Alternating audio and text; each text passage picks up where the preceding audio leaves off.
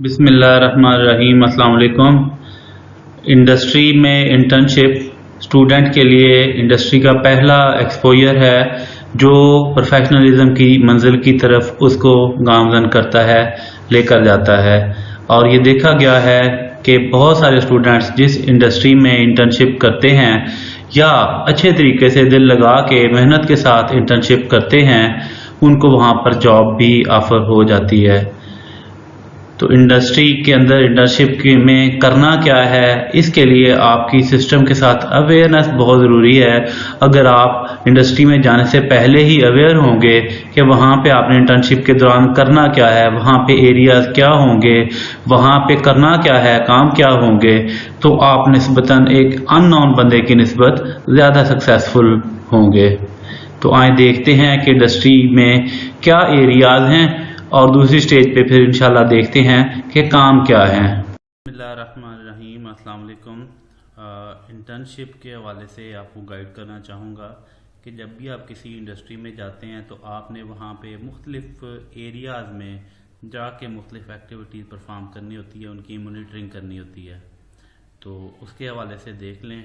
सबसे पहले तो आपको जो है वो पता होना चाहिए कि जो एरिया है, सबसे पहला जो एरिया इंडस्ट्री में हो सकता है वो हो सकता है रॉ मटेरियल स्टोरेज एरिया। दूसरे नंबर के ऊपर जो एरिया हो सकता है वो प्राइमरी प्रोसेसिंग एरिया।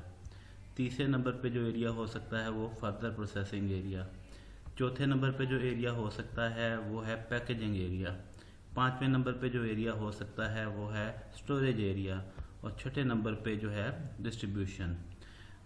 तो अब हम मुख्तलिफ इंडस्ट्रीज़ की जो है वो एग्ज़ाम्पल्स के साथ डिस्कस कर लेते हैं कि मुख्तलिफ एरिया इंडस्ट्री में जो एरियाज़ हो सकते हैं वो उनमें क्या क्या हो सकता है। For example bread production industry, जिसमें बंद, ब्रेड, बिस्किट, ये सारी चीज़ें बनती हैं, तो उसके वाले से पहले एग्ज़ाम्पल डिस्कस कर लेते हैं। तो रॉ मटेरियल स्टोरेज एरिया जो है उसमें आटा, यीस्ट, एडिटिव्स वगैरह जो है वो इनको स्टोर किया जाता है। इसके अलावा पैकेजिंग मटेरियल जैसे शापर और बोरियां, ये चीज़ें वगैरह भी जो है वो यहाँ पे स्टोर की जाती हैं। उसके बाद है प्राइमरी प्रोसेसिंग एरिया। इसमें जो है वो मिक्सिंग परफॉर्म की जाती है आटे की, उसकी डो बनाई जाती है, उसकी नीडिंग करके उसको जो है वो गूंदा जाता है, उसको फर्मेंटेशन के लिए रखा जाता है, शेपिंग की जाती है, उसकी मोल्ड बनी होती हैं, उनमें उसको जो है वो डाला जाता है। उसके बाद प्रूफिंग, एक ख़ास टेम्परेचर के ऊपर फर्मेंटेशन के लिए छोड़ दिया जाता है, उसको प्रूफिंग कहते हैं। फर्दर प्रोसेसिंग एरिया जो है, जो ब्रेड इंडस्ट्री में है, तो वहाँ पे अवन पड़े होते हैं। तो उन अवन में जो है वो टेम्परेचर एक ख़ास हाई टेम्परेचर रखा होता है according to the type of bread और बंद। तो वहाँ पे आटे को या ये जो मोल्ड्स होती हैं इनको वहाँ पे प्लेस किया जाता है, वहाँ पे कुक होता है, बेक होता है, जो है ब्रेड बन जाती है। उसके बाद उसको कुछ देर के लिए एक अलग रूम है उसमें कूलिंग के लिए छोड़ दिया जाता है।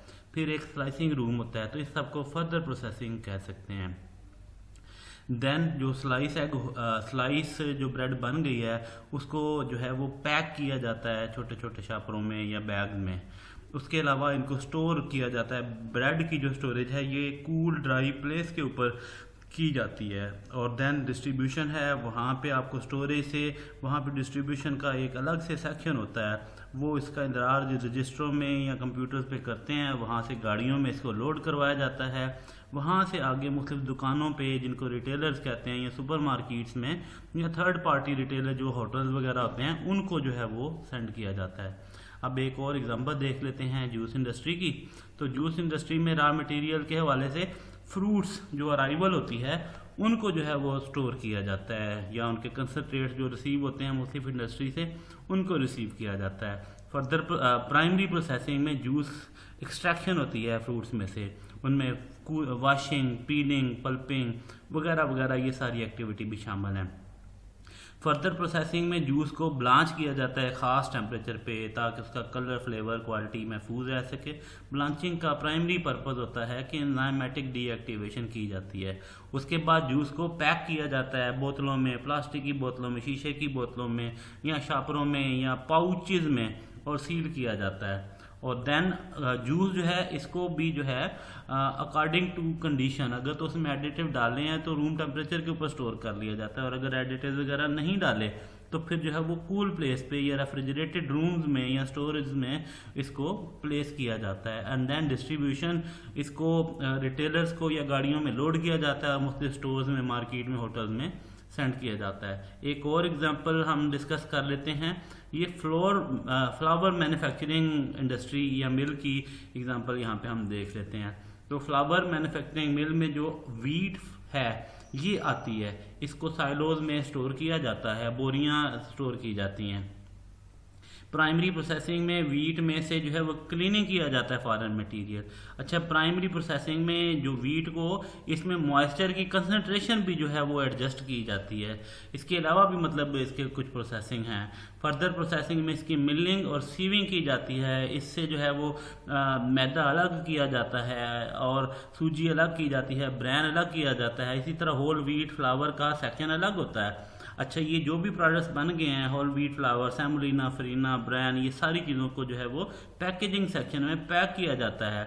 उसके बाद स्टोरेज इसकी भी जो है वो कूल ड्राई प्लेस पे है, और डिस्ट्रीब्यूशन जो है वो इसकी भी इसी तरह गाड़ियों में लोडिंग होगी, और जो है वो सुपरमार्केट्स में और थर्ड पार्टी रिटेलर्स को ये भी सेंड किया जाएगा। इंडस्ट्री में आपने क्वालिटी मॉनिटरिंग जो है वो कैसे करनी है, उसका तरीका बता देता हूँ। सबसे पहले तो फॉर एग्ज़ाम्पल आप जो है वो अगर रॉ मटेरियल इंस्पेक्शन सेक्शन में है तो यहाँ पे आप जाएं और आप पैकेजिंग मटेरियल की क्वालिटी चेक करें। फॉर एग्ज़ाम्पल पैकेजिंग मटेरियल जो रिसीव हुआ है आपको अपने सप्लायर से, तो क्या उसमें कोई गंद वगैरह तो नहीं है, क्या उसकी डायमेंशन ठीक है, लंबाई चौड़ाई और मतलब उसका सील्ड एरिया, उसकी हर चीज़ ठीक है, क्या प्रिंटिंग की क्वालिटी ठीक है, जो इंग्रेडिएंट आपके पास रिसीव हुए हैं तो क्या वो रिसीविंग का क्वालिटी क्राइटेरिया फुलफिल कर रहे हैं, येस है, नो है, पास है, फेल है। ये सारी चीज़ें जो है वो आपने मॉनिटर करनी है। नंबर 2 के ऊपर आप चले जाएं रॉ मटेरियल्स वेट्स में। तो अब जब एक बार आपका स्टोरेज एरिया से प्राइमरी प्रोसेसिंग एरिया में जो प्रोडक्ट्स जो है वो रॉ मटेरियल आना शुरू हो गए हैं तो आपने इनको भी वेट करना है। फॉर एग्जांपल आपने मिक्सिंग से पहले वेट करना है, जूस निकालने से पहले वेट करना है, या मिलिंग से पहले वेट करना है। अच्छा, शेपिंग वगैरह या मोल्डिंग की है या मतलब कटिंग वगैरह फ्रूट्स की है तो उसके बाद आपने वेट करना है।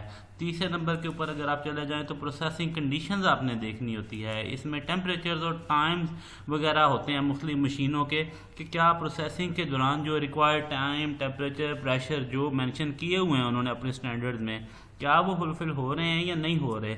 चौथे नंबर के ऊपर आप फाइनल प्रोडक्ट का जो है वो क्राइटेरिया चेक करेंगे।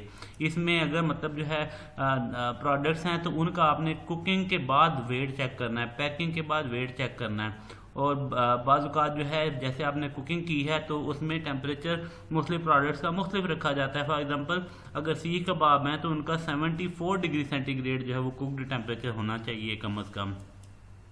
तो नंबर 5 के ऊपर चले जाएं तो पैकेजिंग मटेरियल इंस्पेक्शन है।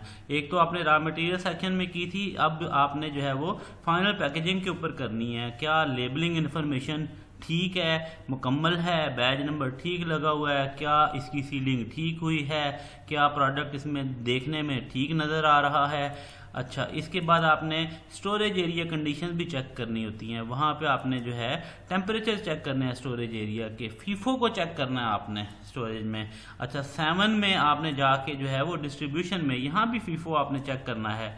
यहाँ पे भी आपने मतलब जो है वो प्रोडक्ट्स की सीलिंग इंफॉर्मेशन जो है ये सारी चेक करनी है। क्या सील अभी पैकेजिंग की वजह से कोई डैमेज तो नहीं होगी, कोई प्रोडक्ट लीकेज तो नहीं हो रही। अच्छा, नंबर 8 में आपने लैब टेस्टिंग करनी है। अच्छा, फीफो के बारे में बताता चलो, फीफो से मुराद है फर्स्ट इन फर्स्ट आउट, यानी जो प्रोडक्ट पहले बनी तो वही पहले जो है वो डिस्ट्रीब्यूशन के लिए जाएगी। तो ये फीफो का कंसेप्ट है। लैब टेस्टिंग में भी आपने चूंकि फिजिकल टेस्टिंग तो ऊपर तमाम पैरामीटर्स की कर ली है, उनके CCPs वगैरह चेक कर लिए हैं, अब आपने माइक्रोबियल टेस्टिंग और केमिकल टेस्टिंग भी लैब में करनी है। अमूमन इसमें रेंसिडिटी टेस्टिंग के टेस्ट होते हैं, लिपिड ऑक्सीडेशन के टेस्ट होते हैं, या मतलब टोटल प्लेट काउंट जो है वो बैक्टीरियल और फंगल काउंट को टोटल मतलब जो है ये चेक किया जाता है मुख्तलिफ इंडस्ट्रियों में। डिपेंड के किस इंडस्ट्री में क्या लैब है। अगर आप वीट फ्लावर इंडस्ट्री में चले जाएं तो वो मतलब प्रोटीन का कंटेंट वगैरह चेक कर रहे होते हैं, या मतलब ग्लूटेन टेस्ट कर रहे होते हैं, या सेडिमेंटेशन टेस्ट वगैरह कर रहे होते हैं। नंबर 9 के ऊपर जो है वो पर्सनल हाइजीन है। तो पर्सनल हाइजीन हर इंडस्ट्री में लाजमी चेक की जाती है। इसमें नेल्स की ट्रिमिंग हुई है नहीं हुई, बियर्ड मास्क लगाया हुआ है या नहीं लगाया हुआ, हेयर नेट वर्कर ने लगाया या नहीं लगाया हुआ, यूनिफॉर्म क्लीन है या नहीं क्लीन, शूज़ क्लीन है या नहीं क्लीन। वीडियो देखने का बहुत बहुत शुक्रिया। इंशाल्लाह मज़ीद भी इंडस्ट्री के हवाले से आपको गाइडेंस देते रहेंगे। Thank you so much. अल्लाह हाफिज़।